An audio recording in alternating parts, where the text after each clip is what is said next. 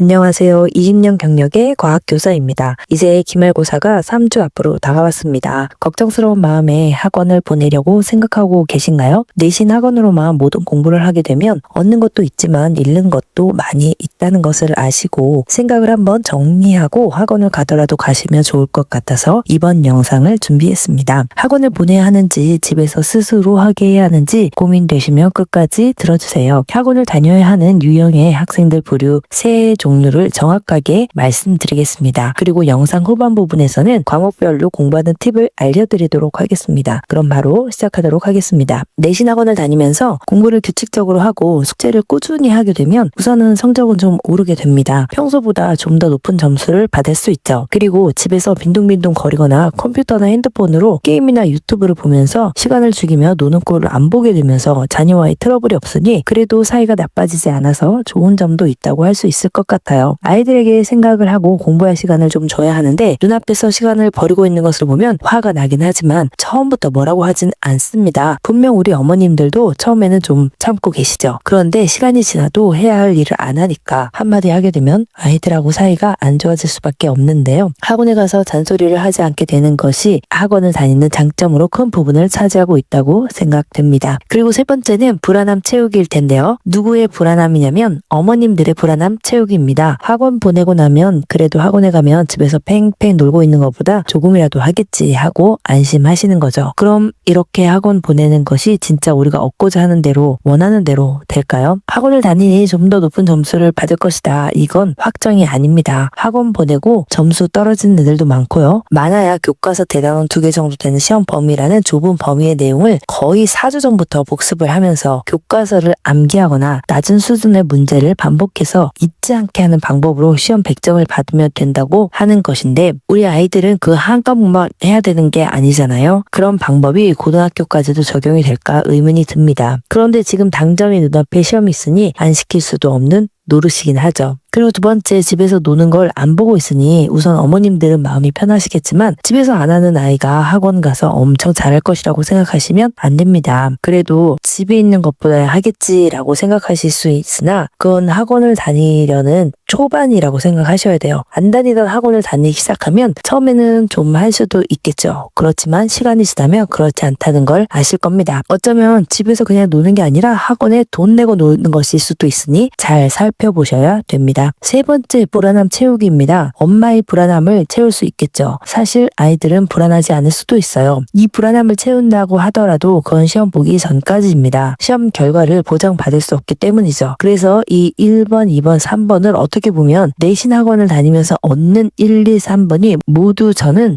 명확하지 않다는 것입니다. 그런데 내신 학원에 맞지 않는 학생들에게 잃는 것은 굉장히 명확합니다. 첫 번째, 학교 수업 집중도가 떨어지죠. 왜냐면 학원 가서 들으면 되니까, 학원 가서 자료 정리를 해주니까 이런 생각을 하니 아이들은 뒤에 믿을 구석이 있으면 본 게임을 똑바로 안 하는 거예요. 그게 정말 심각한 문제입니다. 집중도를 확 떨어뜨릴 수 있어요. 이게 어떻게까지 확정이 되냐면요. 고등학교 가면 세부 특기사항을 선생님들이 과목별로 써주시거든요. 수업 태도가 좋은 친구들한테 당연히 좋은 멘트가 하나라도 더 나가게 됩니다. 이게 중학교 때 연습이 안 돼 있던 친구들한테는 고등학교 가서 갑자기 수업 열심히 들어라, 그게 될까요? 정말 힘듭니다. 그래서 수업 집중도를 높이기 위해서라도 내신 학원 맞지 않는 학생들에게는 억지로 다니는 걸 추천드리지 않아요. 두 번째, 이해력 암기력 훈련의 기회를 박탈당합니다. 학습할 내용을 내가 교과서를 읽고 자습서를 읽고 고민해서 내 것으로 만들어야 되는 부분들인데요. 수업을 듣고 이제 내가 고민해야 될 시간인데 그 고민을 학원 선생님이 대신해 주시는 거죠. 그래서 다 떠먹여 주십니다. 이해도 막 떠먹여줘요. 이런 부분은 초등학교 때는 좋아 보여도 중학교 때까지 계속 이런 식으로 공부하면 공부 자립과 독립을 못하게 됩니다. 두 번째, 그리고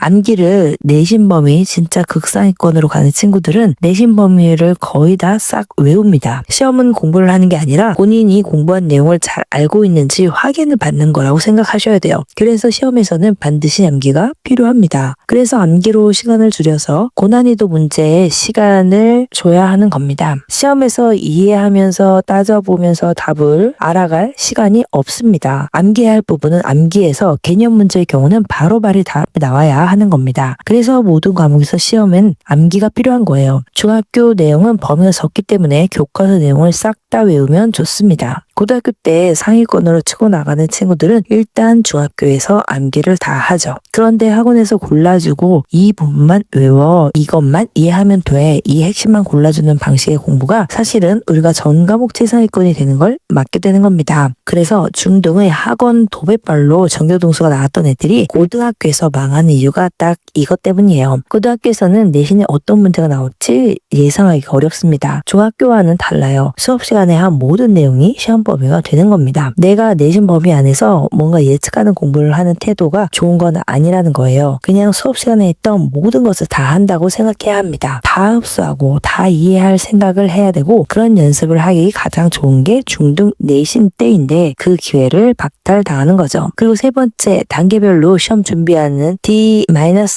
매주 차에 뭐 하고 이거 하고 이런 단계별 시험 준비 연습이 사실 더 중요한데요. 학원만 믿고 있으면 학원에서 시키는 대로 영혼 없이 하잖아요. 그리고 막판에 또 안 되면 직보라도 불러서 우리 과목만 얘가 잘하면 돼, 나머지는 일단은 모르겠다, 이런 태도로 하시는 선생님들이 없다고 얘기하기는 힘듭니다. 그래서 아이들이 주차별 학습 전략을 설정하지 못하기 때문에 고등학교 가서는 자기 플랜이나 자기 주도 학습이 안 되는 거예요. 더 어려운 내용으로 내신을 단계별로 준비하는 게 힘들어지는 거죠. 고등학교에서는 전 과목 잘하는 게 정말 중요합니다. 그런데 중등 때 그 연습이 안 되는데 고등 때 갑자기 될까요? 당연히 안 됩니다. 네 번째는요, 시험 결과 자체를 회피할 여지가 있습니다. 누구누구 핑계를 대는 거예요. 학원과 선생님 핑계를 대버리면 되잖아요. 이 부분에 대해서는 부모님도 남 탓하면 좀 편해집니다. 아, 저 학원 못해서 망했어, 저 선생님한테 배워서 망했어 라고 얘기하면 지금은 편하시지만, 하지만 실제로 우리 아이가 제대로 안 한 거 이미 알고 계시잖아요. 시행착오를 지금 중학교 때 겪어야 됩니다. 초등학교 때는 공식적인 시험이 없기 때문에 좀 달라요. 그런데 중학교부터는 공식적으로 생활기록부에 작성되는, 그리고 시험기간이라는 시기가 있어서 지필고사를 보기 때문에 초등학교와는 다릅니다. 이때 시행착오를 해서 자신의 공부 방법을 찾아가야 하고 자신만의 공부하는 방법도 알아가야 합니다.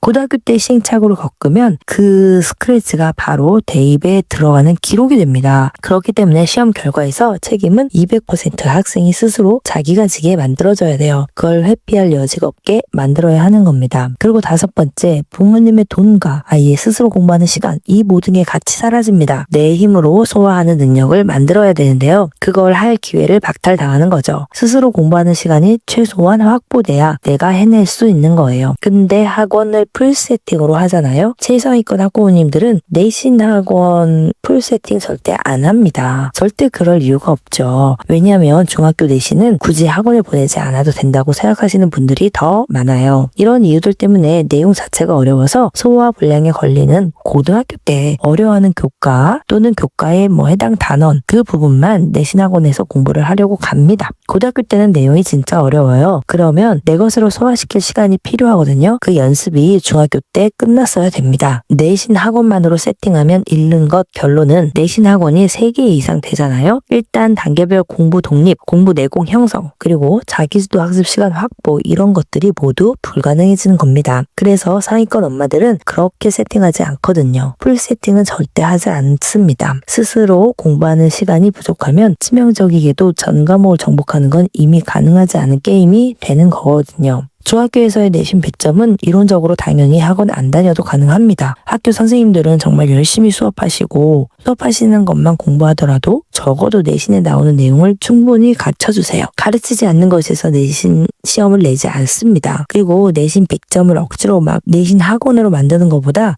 중요학교에서 중요한 것은 공부 내공을 형성하는 거라고 생각됩니다. 공부 내공에 초점이 되어야 돼요. 특히 중학생들한테 100점이 아니라 90점을 맞으면서 공부 내공을 쌓는 경험을 한다면 그게 더 훨씬 훌륭한 거라 생각이 됩니다. 중등 내신은 대입에 반영되지 않아요. 물론 고입에는 반영이 되죠. 그래서 특목 자사고를 가려는 학생들은 신경을 쓰셔야 됩니다. 그래서 특목 자사고를 갈 학생은 처음부터가 달라져야 합니다. 특목자사고를 시작할 생각이 아니라면 중간 시험에 시행착오를 좀 더 겪어도 됩니다. 기말 시험보다요. 왜냐면 과목 수가 좀 적고요. 그리고 최종 점수는 한 학기 토탈로 지필시험의 수행평가까지 합해서 나오기 때문에 중간고사 때 약간 시행착오를 겪고 기말에는 전략적으로 높은 점수를 받아서 최종적으로는 A를 받도록 접근하셔야 됩니다. 그래서 이번에 시행착오를 겪는 거는 중학교 시험에서 충분히 도전해 보시는 걸 추천드려요. 그리고 자기주도 학습 도전도 꼭 해보시는 걸 추천드리고요. 그리고 내신 학원 비추 학생을 말씀드리면 이런 학생들 추천드리기 되게 힘들 것 같아요. 중학생 기준입니다. 고등학교 상위권을 목표로 한다. 내가 충분히 연습을 해야 되겠다. 이런 친구들은 내신 학원을 하나도 가지 않는 거 추천드립니다. 기본 그리고 공부 내공이 있는 친구 이런 친구들은 지금 상위권이 아니더라도 내가 깨져보면서 상위권 올라갈 수 있게 자기 힘을 키워야 됩니다. 그리고 학습의리가 꽤 있는 친구들이 막 완벽히 충만하지 않는다고 하더라도 꽤 있는 친구들 지금 상위권이 아니거나 그리고 공부 내공이 좀 부족하다 하더라도 이번 내신 시험을 준비하면서 내가 내 공부 내공을 키우고 상위권으로 올라갈 수 있거든요. 그러려면 자기주도 학습 시간 그리고 내가 도전하는 정신 이런 걸 만드는 게 필요합니다. 그런 친구들한테 내신학원 추천드리지 않습니다. 중등 내신학원은 이런 친구들에게는 성장의 기회를 박탈하는 꼴이 될 수 있어요.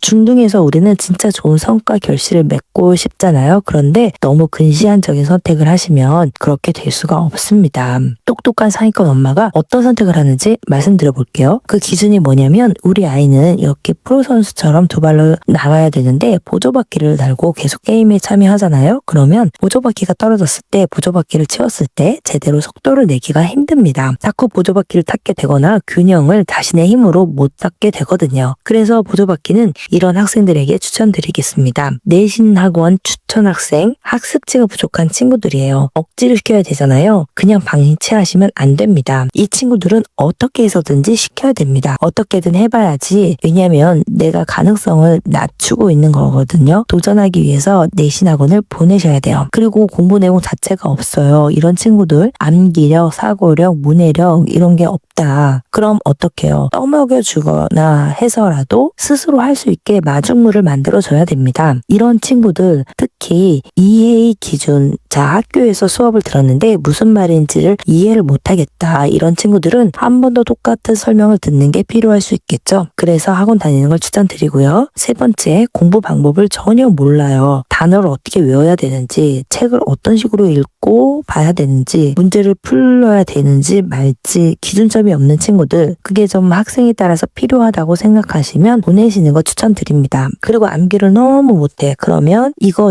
몇 개라도 정확하게 알려주는 거라도 외워야지 시험을 볼 수가 있겠죠? 딱딱 집어주는 거, 핵심 요약해주는 거, 골라주는 거를 먹여서라도 우리 아이가 80점 이상 이렇게 나와서 자존감이 높아졌다. 그러면 보내시는 거 추천드립니다. 목표가 그거라면 즉 특정 과목 1개 정도 보조바퀴를 달아서 도움을 받는다고 하더라도 최대 2과목 정도 다니는 거는 추천드릴게요. 한두 과목 정도 보조바퀴가 확실히 필요하다고 판단하실 때 선택하셔서 도움을 받는 거 추천드립니다. 이 경우에도 학생 개개인의 공부 방법을 알려주는 학원을 선택해서 도움받는 거 추천드릴게요. 그리고 중학생을 위한 진짜 과목별 원포인트 학습 전략을 도움이 되라고 선물로 준비했습니다. 간단하게 말씀드려 볼게요. 우선 영어는요. 중학교에서는 본문 내용을 다 외우면 좋습니다. 근데 이게 고등학교 가서 도움이 되느냐? 네, 됩니다. 근데 고등학교에서는 본문을 다 외울 수가 없어요. 그래서 중학교 과정에서 해당되는 공부법이고요. 영어는 그냥 본문을 다 외운다 생각하고